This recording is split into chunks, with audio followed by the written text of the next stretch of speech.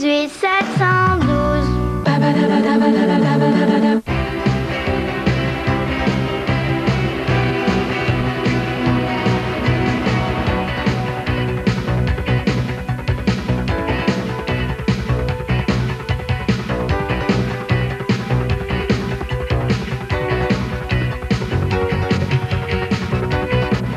Bonsoir à tous. Alors on change de plateau, on n'est plus dans les paillettes, on n'est plus dans la chanson, on reste quand même dans la vitalité puisqu'on est avec le président des Restos du Cœur qui est Olivier Berthe et qu'on est pour la première fois au siège des Restos du Cœur.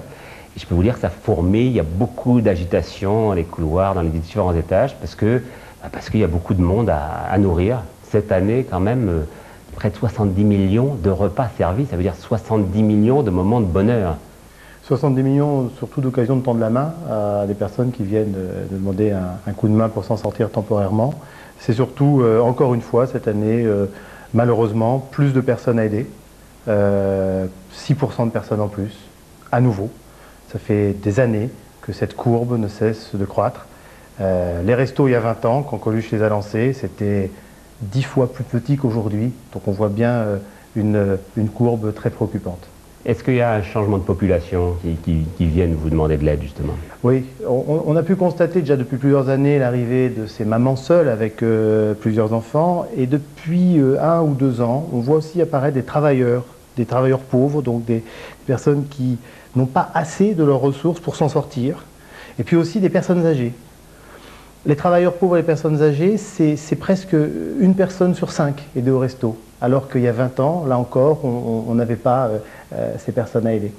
Alors on sait que beaucoup de gens donnent, c'est même certainement l'association qui est la plus populaire en France, beaucoup de gens donnent, mais tout le monde ne comprend pas forcément pourquoi on en a tant besoin, et notamment pourquoi les gens tout d'un coup peuvent tomber. Et ça peut être vraiment en 1 heure, en 1 jour, en 1 semaine à peine.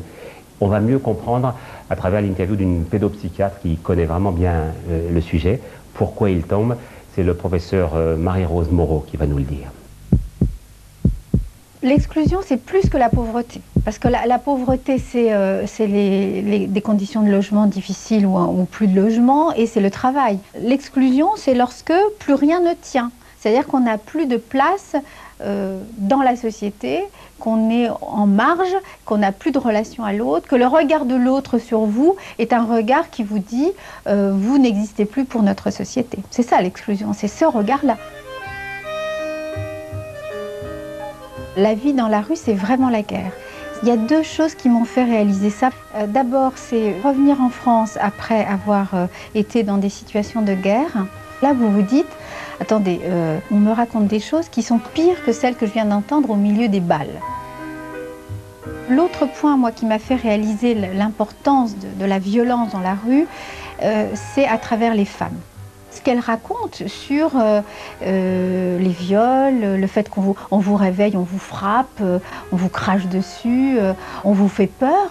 Et elles disent très fréquemment qu'elles ont eu peur de mourir, qu'elles ont peur de mourir régulièrement.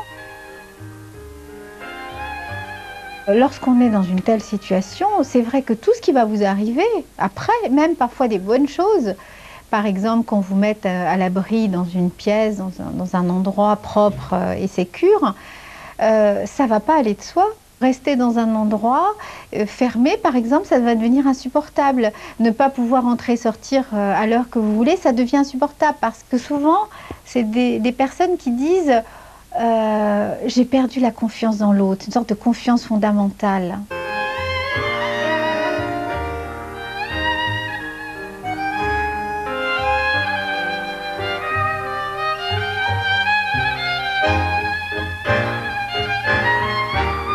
J'ai vu récemment une jeune maman qui sortait de la maternité pour aller dans un hôtel. Elle venait de la rue, elle avait passé sa grossesse dans la rue.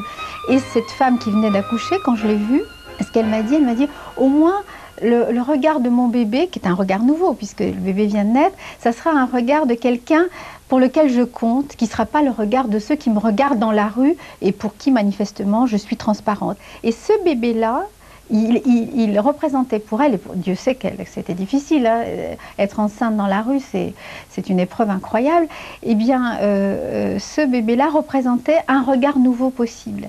Le déclic qui fait que quelqu'un a envie de reconstruire est une sorte de rencontre individuelle nécessaire. Moi, je crois que s'il n'y a pas de rencontre, on ne peut pas sortir de là, mais dans un dispositif collectif.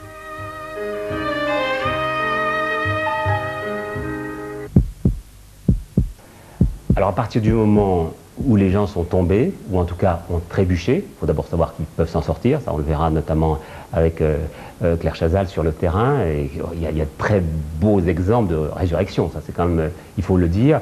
Ce n'est pas juste que de l'assistanat, c'est parfois juste des béquilles que vous donnez, la possibilité de rebondir. C'est jamais l'assistanat. Les Restos du Cœur aident les gens à s'en sortir par une aide alimentaire, mais aussi par toute une série d'actions d'aide à la personne ou d'aide à l'insertion qui ont pour but de les sortir durablement. Et on va le voir effectivement dans un certain nombre de témoignages et de reportages. Mais surtout, ce qui est extrêmement important au resto, c'est que l'ensemble des actions des bénévoles vers les personnes accueillies leur permettent de se sentir vraiment d'égal à égal, comme traités comme des êtres humains, alors que peut-être que dans d'autres guichets ou peut-être que dans d'autres structures d'aide publique, ils ont l'impression d'avoir perdu un petit peu cette dignité. Alors on va voir comment se passe la recherche, parce que c'est pas si facile hein, de toquer, de dire s'il vous plaît aidez-moi. Ça peut commencer par la maraude. C'est un exemple que nous avons choisi à Lille. 20h30. Patrick et Fabienne commencent la maraude. 2 heures durant, ils vont sillonner les rues de Lille à la rencontre des sans-abri. La maraude commence toujours par Alain et Olivier, 2 SDF qui vivent sous un porche. C'est une tradition. Patrick est bénévole au Resto du Cœur depuis de longues années. La journée, il est chef d'entreprise. Fabienne est la présidente de l'association dans la région lilloise. Ils connaissent tous ceux à qui ils viennent en aide, une soupe, un café, un sandwich et surtout un échange et un dialogue. Pas la nuit quand même, il t'empêche pas de dormir. Ah, au contraire, je crois que ça doit une petite berceuse comme ça avant. Moi je peux Bon, alors vous avez récupéré de quoi dormir au chaud là, ça va? C'est vrai que t'as plus beaucoup de choses, où sont disparues toutes tes affaires? C'est le gars qui l'a agressé qui a tout pris. Alain et Olivier ont été victimes d'une agression récemment. Un climat de violence qui a fait fuir Jacques, un autre sans-abri qui vivait en face, contre le mur d'un gymnase. Vous avez un duvet tous les deux? Comment je m'asseyais ici? C'est bien chez vous, Jacques, il y a de quoi s'installer. Oui, c'est mon salon. Puis on blaguait. Et Jacques, c'est quelqu'un que vous connaissez très bien depuis de longues années. Hein. Depuis toujours, depuis que la maraude a commencé. Ouais. Sa subite disparition inquiète Fabienne. Cette impression, ça me fait un drôle d'effet de ne pas le voir, comme s'il avait disparu, qu'il lui est arrivé quelque chose. Parce que vous tenez à lui. Tout à fait. Ça semble ridicule, mais ouais, ça m'ennuie. Fabienne et Patrick décident de poursuivre la maraude. Ils veulent faire la connaissance de Salah, un SDF dont on leur a parlé qui erre tous les soirs dans le hall de la gare TGV. Salah a déjà bénéficié de l'aide des restos en région parisienne. Ils m'ont aidé, ils m'ont beaucoup aidé. Quand j'avais faim, ils étaient là. Quand j'avais pas de sous, ils ne donnaient pas de sous, mais ils me donnaient à manger quand même. Il s'est installé dans un recoin. Il veut nous montrer ses trésors. Une valise pleine de livres. L'occasion de faire connaissance, de raconter sa vie aux bénévoles des restos. Dans le fond, je suis pas un solitaire. Mais vous arrivez à nouer des contacts dans la guerre, ça? Il y a des gens qui... La plupart des amis que j'ai ici, c'est les gens qui travaillent ici. Ah d'accord, ben c'est ceux qu'on a vus qui sont... C'est la sécurité, c'est les policiers. Ils vous appellent Kiki. Ils vous appellent voilà. Kiki. Vous savez ça? On sait que ce qu'on fait, c'est très utile et que c'est très important. Et puis si on peut là témoigner de ce qu'est un petit peu la précarité dans notre pays, je trouve que, alors là vraiment je suis ravie d'y avoir participé parce que on se rendra compte comme nous que un garçon comme ça là, il y a des richesses insoupçonnées, il vaut bien plus que toutes les richesses du monde de certains et ce serait dommage de passer à côté de gens comme ça. Franchement, je le regretterais. Salah retourne à sa solitude. Il repart se réchauffer dans le hall de la gare avec comme seul compagnon ses livres. Il vit dehors depuis 3 ans. Désormais, les bénévoles des Restos du Cœur lui rendront visite chaque soir. Il est 22h30. La maraude se termine. Patrick et Fabienne vont rentrer chez eux. Ils ne savent toujours pas où se trouve Jacques. Ils essaieront de le retrouver demain.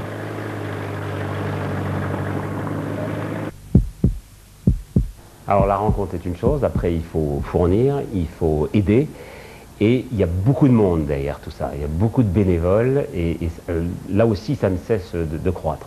Oui, heureusement, parce que face à cet accroissement de la précarité, on a un phénomène de générosité et de bénévolat qui est aussi en augmentation constante. On a 45 000 bénévoles, 45 000 personnes qui ne comptent pas leurs heures, qui ne comptent pas leur temps pour donner un coup de main. Alors c'est parfois à la distribution alimentaire, mais c'est aussi parfois sur des fonctions plus pointues, qui vont être la recherche de logement ou un accompagnement vers l'emploi, hein, et l'action justement dans certains ateliers vers l'insertion par le travail. Et tous ces bénévoles, c'est effectivement la force vive des restos, c'est ce qui nous permet de continuer à agir tous les jours sur le terrain. Il y a une formation des bénévoles, une formation psychologique pour aborder les gens, pour savoir leur parler.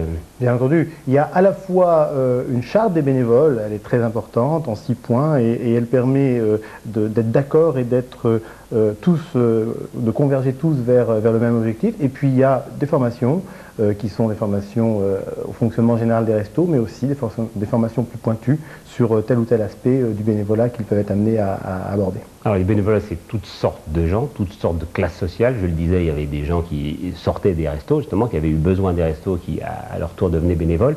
Puis il y a des gens qui peuvent être chefs d'entreprise, banquiers aussi. On va voir cet exemple justement toujours à Lille, avec un banquier qui s'appelle Jean-Pierre.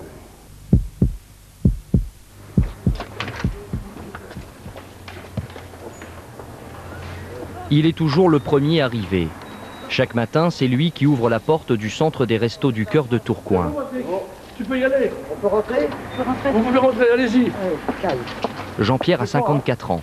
Depuis 3 ans, il est salarié à temps plein des Restos du Cœur. Il est chargé de la réinsertion des 30 salariés en contrat aidé que compte l'association de la région lilloise. C'est vachement compliqué parce qu'il y a des gens qui viennent à 9h, des gens qui viennent à 8h. Alors si tu veux, je vais pointer les heures qu'ils arrivent pour être sûr que, à l'heure, je suis pas à 5 minutes. Hein. Jean-Pierre est lui-même un réinséré. Pendant 17 ans, il a travaillé dans plusieurs banques en tant que chargé de clientèle. Marié, père de 3 enfants, une vie sans nuages, jusqu'au jour où il décide de changer de métier. À 45 ans, il démissionne pour devenir écrivain public. Un changement de cap professionnel qui sera le début d'une longue descente aux enfers. Je m'apercevais que je gagnais beaucoup moins. Que d'un côté, je faisais un métier qui me plaisait beaucoup plus que le métier de banquier, on va dire, parce qu'il y avait le côté social qui est un peu ma fibre, je dirais, personnelle, mais que de l'autre côté, ça me coûtait beaucoup financièrement, parce que je perdais un peu, je dirais, pied par rapport à ce que j'avais installé. Et d'un seul coup, c'est d'un seul coup, quand j'ai décidé d'arrêter, parce qu'il fallait que je me décide, que je commence à avoir certaines dettes de charges sociales, que là, je dirais presque du jour au lendemain, j'ai l'impression de recommander tous les jours, des choses comme ça, mais alors on dirait que c'est en 15 jours de temps que ça m'est arrivé. J'ai même eu peur d'être un peu, de devenir même à un moment donné, pourquoi pas quelqu'un de la rue, hein, comme ceux que j'aide maintenant. Parce qu'il est vrai qu'il suffisait pas grand-chose pour que mon épouse ou me dise qu'il est plus possible de vivre ensemble. Ça peut aussi arriver, c'est déjà arrivé dans certains couples, et ça aurait très bien pu arriver. Pour ne pas tomber plus bas, Jean-Pierre devient bénévole au Restaurant du Cœur. Il s'occupe de réinsertion jusqu'au jour où Fabienne, la présidente de l'association, lui propose un emploi en contrat à durée indéterminée. Debout, bien sûr. Non. Venez vous asseoir. Oui. Elle m'a dit, il n'y a qu'une seule personne que je peux voir là-dedans, c'est toi. Donc ça m'a fait chaud au cœur quand elle m'a dit ça. Mais je dirais que je l'ai réalisé que je faisais quelques semaines après. Ça, c'est certain. Mais là, maintenant que je le réalise très bien, par contre. Et quand j'ai eu ma première fiche de salaire, ça m'a fait drôle. Merci de dépanner hein, pour la cuisine. J'ai l'impression d'ici même d'être reconnu par les autres personnes, par les salariés. J'ai l'impression d'avoir une valeur. Jean-Pierre a retrouvé une vie normale, une vie modeste, mais une vie heureuse. Ce matin, il rend visite à sa maman. Je viens de dire bonjour, ouvrir ses persiennes, prendre sa poubelle, une course d'œufs si elle a besoin. Elle a été le témoin de ses soubresauts professionnels. Elle l'a toujours encouragé à croire en une vie meilleure. Je vais ouvrir ta persienne. Bien sûr, c'était difficile, surtout pour lui. Hein. Puis pour nous, qu'on se fait du souci, sûrement. Hein. Enfin, et il a changé depuis? Ah oui, il a changé, c'est sûr. Ah, oui. Comment? Comment? Ben, plus ouvert, plus serein, en plus. Vous savez, et plus stable, quoi. Mon garçon, merci. Jean-Pierre s'en est sorti, mais les cicatrices de la précarité ne sont pas encore complètement refermées. À chaque fois qu'il va faire des achats dans un supermarché, il se souvient d'une humiliation qui l'a marqué à vie. Il m'est arrivé une fois de passer à la caisse avec une carte qui n'a pas fonctionné. Bon, fonctionné, donc on m'a dit, excusez-moi, mais bon, les marchandises, j'ai dû les remettre dans tous les rayons. Et c'est vrai que ça m'a imprégné. Désormais, Jean-Pierre se bat pour sortir de l'impasse les salariés en contrat aidé de l'association. Il sait ce qui se cache derrière les mots précarité, chômage, solitude. C'est parce qu'un jour, les restos lui ont tendu la main qu'il veut aujourd'hui être utile aux autres. Il y a droit, hein. Oui, je suis content, je suis fier de ce que je fais. Je le clame surtout ici, au Resto du Cœur, tout à fait. Je suis très content. Et si ça peut les faire, je dirais les voir qui sont contents, qui me disent merci, c'est le maximum. C'est le bonheur, quoi. C'est le bonheur.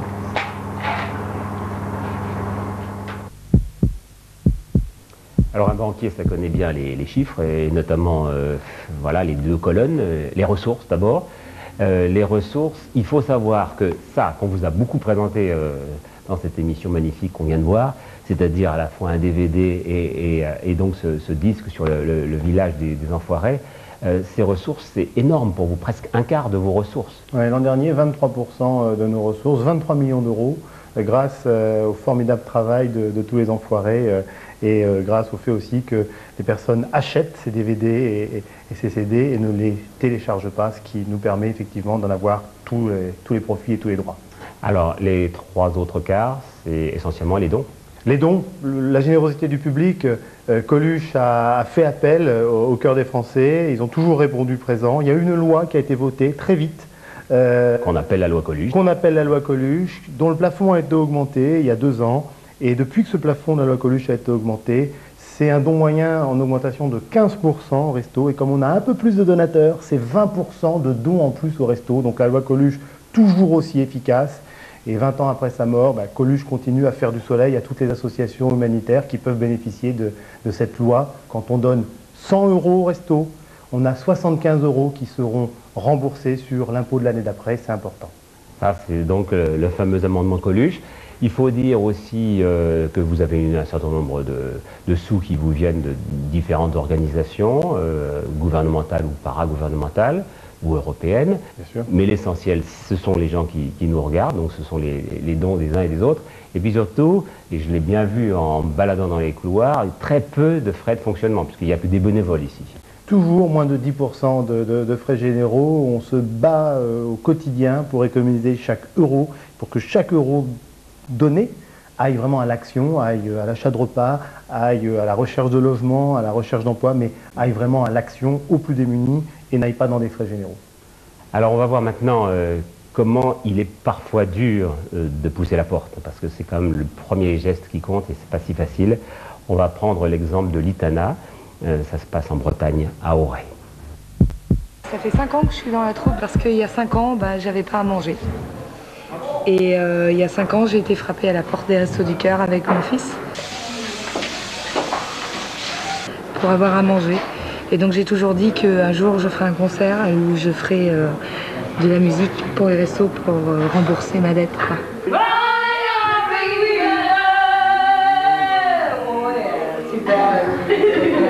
Quand on a faim, quand on a besoin d'aller frapper au Resto du Cœur, c'est très dur de ravaler son orgueil et puis sa fierté. Et c'est très dur, j'ai eu beaucoup de mal. Parce que quand je suis allée frapper au Resto du Cœur, j'ai pas pu la première fois. Je suis partie en courant parce que c'est dur d'arriver avec ses sacs puis de dire j'ai vu à manger, quoi. Et donc je suis repartie et c'est l'équipe des Restos du Cœur qui sont venus jusque chez moi pour me dire si vous pouvez pas, on est là pour vous aider. C'est vraiment, ça a été vraiment, enfin déjà ça me met que de me rappeler.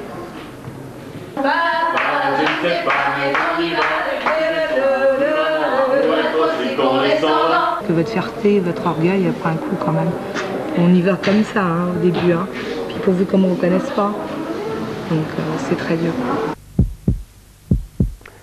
On a commencé par pas mal se promener en France, de Lille à la Bretagne. On va continuer à le faire avec cette fois-ci l'aide de Claire Chazal que nous retrouvons sur le terrain.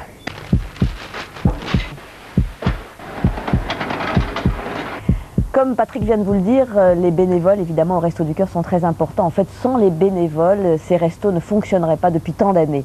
Nous sommes ici à Aubervilliers, dans l'un des sites des Restos du Cœur, où travaillent une quarantaine de personnes. C'est en fait d'ici que partent tous les repas, ou presque tous les repas, qui vont être distribués sur Paris et sur le département 93.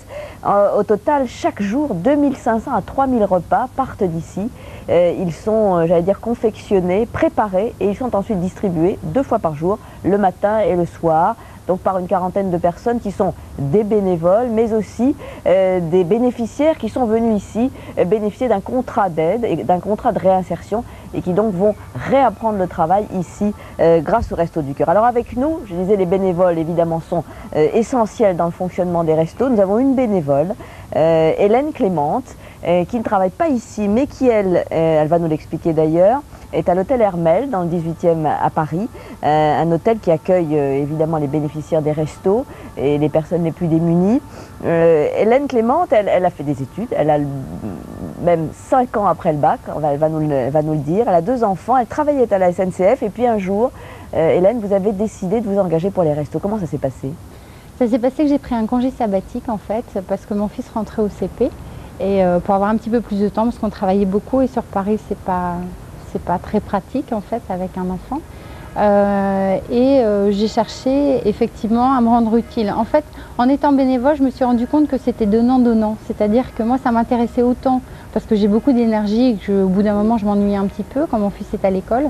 Donc je suis allée voir une association qui avait pignon sur rue, avec laquelle j'avais travaillé parce que je travaillais aussi pour la mission Solidarité de la SNCF. Donc j'avais travaillé avec eux en fait. Et donc j'y suis allée en me disant je sais où je mets les pieds et comme j'avais un petit peu un profil atypique, je ne voulais pas forcément être aux inscriptions, ils m'ont proposé la résidence sociale qui est rue Hermel. Le travail des bénévoles évidemment est déterminant pour que les restos existent, mais il faut rappeler aussi qu'il y a beaucoup de salariés qui travaillent, il y a une centaine de salariés dans toute la France qui travaillent pour les Restos du Cœur parce que les restos, d'une certaine façon, c'est une entreprise comme une autre. 8h30. Comme chaque matin, Pascal de Koopman va travailler au resto. Il est salarié, responsable du service des approvisionnements. C'est un travail gigantesque. Cet hiver, les restos ont servi 66 millions de repas à 650 000 personnes. Les appros, oui, bonjour. Non, c'est Chantal. Nîmes. Attends, Chantal est en train de t'appeler. De la pâte à tartiner, de l'huile, des flageolets. Ça a été livré, c'était livré le 16 mars. D'accord. Donc pour faire une 17e semaine pour 2000... Paul Dervaux est le responsable national bénévole des approvisionnements. Je me coordonne avec Pascal de Koopman qui lui est responsable opérationnel et salarié. On a besoin d'un groupe de salariés de plus en plus compétents, de mieux en mieux formés, qui assurent de très nombreuses tâches, les tâches concernant les appros, puisque nous y sommes. Avant de venir au resto, c'était la grande distribution. En fait, j'ai été contacté par un cabinet de recrutement pour le poste que j'occupe aujourd'hui. Pascal de Koopman des Restos du Cœur à l'appareil. J'appelais pour en savoir un peu plus sur la livraison de lait à l'entrepôt du 92. À l'image d'un chef d'entreprise, Pascal supervise des circuits d'approvisionnement qui concernent 60 000 tonnes de marchandises. Il y a dans toute la chaîne de distribution une logistique très complexe avant d'aboutir au centre des restos. À 288 colis. Pascal et son équipe, négociateurs de talent, ont réussi à ramener le coût d'un repas à moins de 1 €. Et après, voilà, c'est un travail d'équipe, donc 5 bénévoles et 5 salariés, dont moi-même. Tu as du lait? Tu en as combien? Pour le 67, est-ce que tu peux demander à Lactalis de livrer? Pascal me donne les besoins pour la prochaine campagne en produits surgelés et produits frais. Et à la suite de ça, par appel d'offres, je consulte les fournisseurs. Il a eu la commande qu'on avait prévue. La commande normale, voilà. Et là, Lui veut du lait en plus. Ah oui, mais attends, mais il faut qu'il passe par nous. D'accord, mais c'est Lactalis qui t'a appelé ou toi qui as appelé Lactalis? Moi, je suis chargée de toute la relation clientèle, c'est-à-dire la relation entrepôt, nos entrepôts resto, leur suivi de livraison avec les prestataires. Merci à toi aussi, au revoir. Communiquer au sein des restos, c'est une priorité. Pascal va voir Béatrice, qui travaille au service des animations des associations départementales.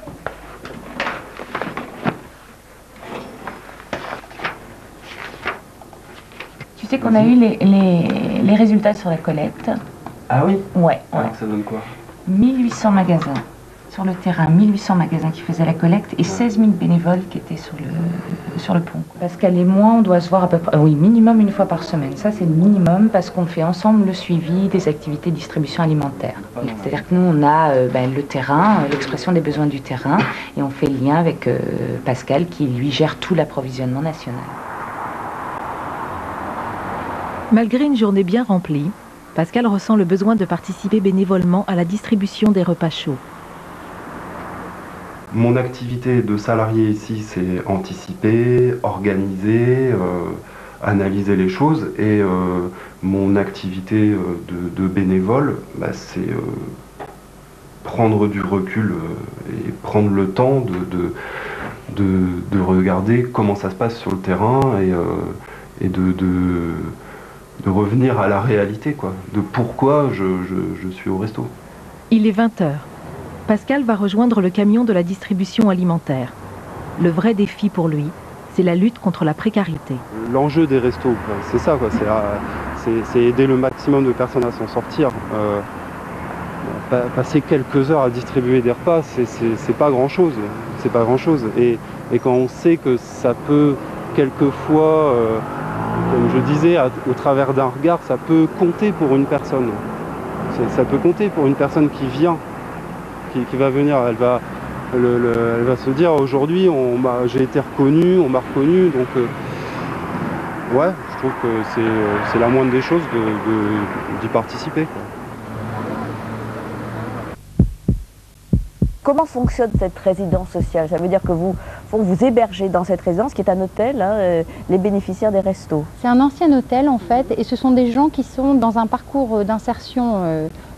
En général, ce sont des gens qui viennent d'un pays étranger, mais qui ont une carte de séjour, enfin qui sont tout à fait en règle, et qui ont besoin d'un moment de se poser, en général avec leur famille, puisque c'est un ancien hôtel, mais il y a du studio, il y a pas mal, il y a quelques appartements, en attendant de trouver un logement, je dirais, normalement en fait. Hein. Et donc il y a une directrice, il y a pas mal de bénévoles effectivement qui donnent un coup de main pour l'aide aux devoirs, pour l'alphabétisation.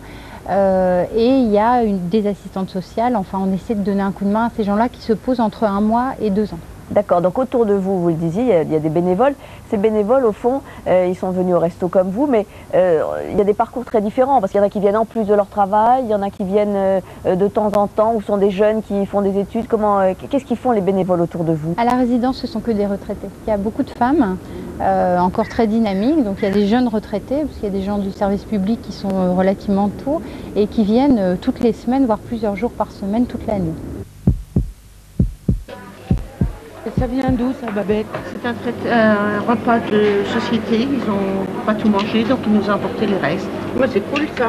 Voilà. Il y a des dons qui rendent de bonne humeur. Présidente des Restos du Cœur de Haute-Savoie, Marielle a l'œil partout. Nous encourageons beaucoup tous les gens à faire des grands buffets, à calculer très large, un Babette, pour qu'il nous en reste. Et on n'est pas, ça peut être de la viande, du poisson, on n'est pas sectaire, on prend tout. Chaleureuse mais décidée, cette bénévole a consacré 8 ans au Resto du Cœur. Elle encourage des améliorations pour veiller notamment à l'équilibre alimentaire. Un bénévole accompagne chaque bénéficiaire. Avec Lionel. Merci madame. On fait un pas d'écraser, hein? Oui. Merci, bonne semaine. Merci, au revoir. Au revoir madame. Dans une région frontalière riche, les disparités sautent aux yeux. Des échanges, même brefs, avec des bénéficiaires réchauffent le cœur. Formidable. Alors vraiment, les bénévoles, je leur tire mon chapeau, mais vraiment, hein, vraiment, ouais, vraiment. Ils sont disponibles, compétents, agréables, sympathiques. Non, Je dis pas ça pour passer le machin. Hein? J'espère bien gagner au loto un jour puis me sortir de là. Hein? Elle viendrait comme bénévole. Comme bénévole, ok. Pas de problème. Jean-Marie, comment vas-tu, mon ami? Notre activité au resto nous apporte énormément. Si ça ne nous apportait rien, on ne le ferait pas. Donc il faut battre en brèche l'idée qu'on est des espèces de saints laïcs, c'est absolument faux. Ça nous apporte beaucoup sur nous-mêmes, ça nous fait découvrir quelquefois des potentialités qu'on n'envisageait même pas. Donc ça, c'est extrêmement enrichissant. Alors il est évident que dans n'importe quelle activité, il y a des jours où on n'a pas envie. Il y a des jours où on se dit que ce qu'on apporte, c'est vraiment pas grand-chose quand on compare à tout ce qu'il y a à faire. Il y a des jours où il y a des conflits de personnes, comme dans n'importe quelle activité humaine. Mais ça fait partie du deal. Marielle souhaite développer un travail d'écoute quelques après-midi par semaine, en dehors des distributions alimentaires. Ces journées sont parfois longues, comme faire le point avec Karine, une assistante salariée, ou savoir trouver les mots pour assurer les candidats au bénévolat, afin d'entretenir la flamme. Je le fais depuis cette année. J'avais une certaine appréhension et en fin de compte, je trouve cela formidable. Ça me fait énormément de bien. Et je pense surtout à Coluche parce que j'aimais beaucoup Coluche. Et je me dis que 20 ans après, que ça existe encore, c'est pas croyable, quoi. Marielle quitte les locaux des restos que prête la ville d'Annecy pour se rendre près d'Annemasse dans la maison Coluche. Une spécificité de la Haute-Savoie, ce lieu est plus qu'un simple centre d'hébergement d'urgence. Il accueille maintenant plus longuement des locataires, sous certaines conditions. Quand il y a promesse d'embauche, promesse d'un appartement, quand il y a un projet, quand on voit qu'ils sont prêts pour redémarrer différemment, on les garde plus longtemps. Ça peut aller jusqu'à 1 mois. La journée de Marielle s'achève. La bénévole cédera sa place de présidente l'an prochain. C'est l'un des souhaits des Restos du Cœur, qu'un mandat annuel ne soit pas renouvelé plus de 4 fois. Allez, bonne soirée Marielle. Repose-toi bien.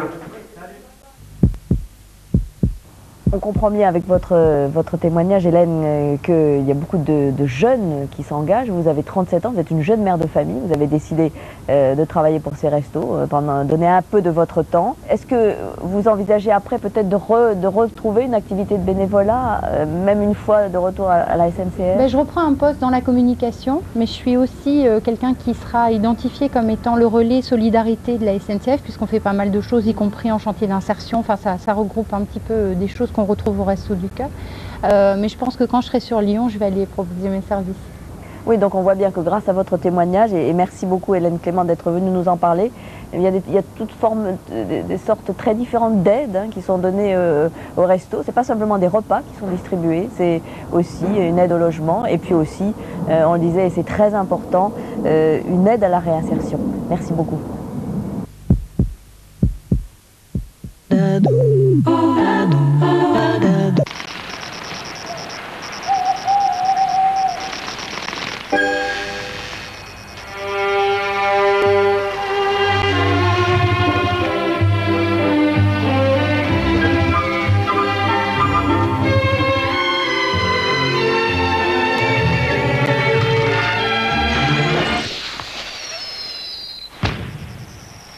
Nouvelle Peugeot 207 et tout est plus intense.